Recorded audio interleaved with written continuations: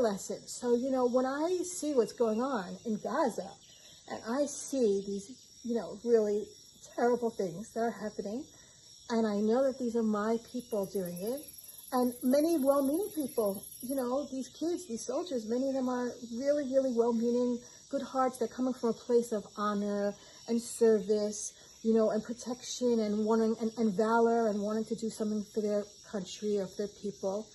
In the name of those values, we're doing some really terrible things. And for me, learning those lessons of the Holocaust means not doing that.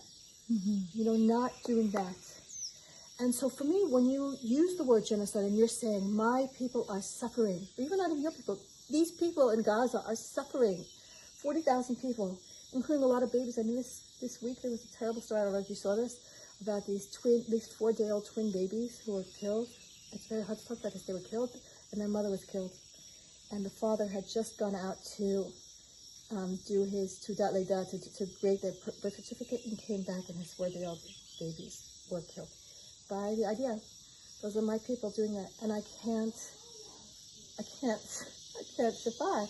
And I can't start getting into arguments about the semantics of genocide. Is it genocide? Isn't genocide? Is it? I don't care about the word. It's just a word.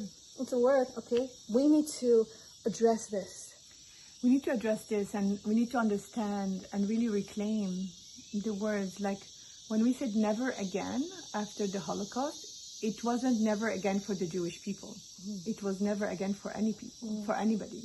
And right now what we're witnessing is like bystander of like, oh, it was never again for the Jewish people, and the people that are dying in Gaza, these are not people, these are not human. Right. And it's justified because in the lust of killing the Hamas or catching the Hamas, regardless of where they are, is everything is justified. And that's not okay. And I find like beyond any semantic is like, where is the humanity? Where is humanity heading? And coming back in a loop to spiritual perspective on this, there's a lot of spiritual bypass, I find, in not being in touch with reality as it is, saying, okay, we're raising consciousness, we're raising our vibration, let's just pray for peace and hope for the best. But in the meantime, there are people who are dying. And they are, I think part of the rejection of the word genocide is that it's not intense in 100 days or over 2 months. We're talking about 10 months of constant killing, daily killing, every day. How can we not call that genocide? Where is the humanity in each human being witnessing that and not standing up? And justifying it in the, we need to kill these terrorists or we need to put them down, etc. So that's the part that really gets to me, to tell you the truth, about the issue of genocide, is the dehumanization. Because this is true. I mean, it is true that, the language of the sworn, it didn't start on October 7th. No. It didn't start on October 7th. The language of the Palestinians, it didn't start on October 7th. But in Israel, Palestinians are not really considered human. And we know this because we know from all of this language about, raising Gaza to the ground. And there's a ton of language about that, about who deserves to. I mean, I've had so many social media interactions around this because it's so taken for granted in some places that if you're a Palestinian in Gaza, then you deserve what's coming to you. Because, Gaza is ruled by Hamas, and therefore, even if you're a kindergarten teacher, you deserve to die. Because you deserve, you hear this all the time. And I see this in Israel also in lots of other ways. For instance, one of the things that so there are a couple of things that drive me crazy, okay? One is that you don't really hear in Israeli media what is going on in Gaza. Oh, no, you don't. You don't hear it. You have no clue. And but that's where also I consider a lot of spiritual bypass. People that want to seek peace and are praying for peace, etc. They have no clue what's happening.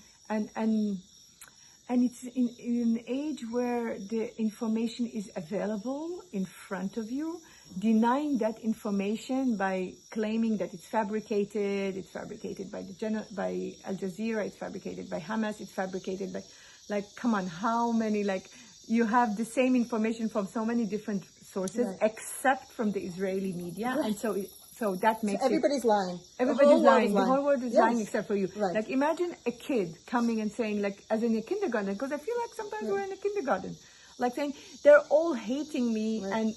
and that's how I feel like Right. Israel is acting, and Right. it's shameful. Right. And then you have another thing, right? So I get into these arguments all the time also about they're lying. You know, so even let's say the numbers of how many Palestinians have been killed in Gaza, like it's hard to get a precise number.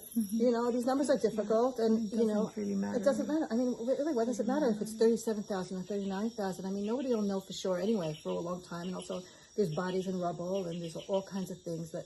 So you know, but it'll be like you see. They were lying.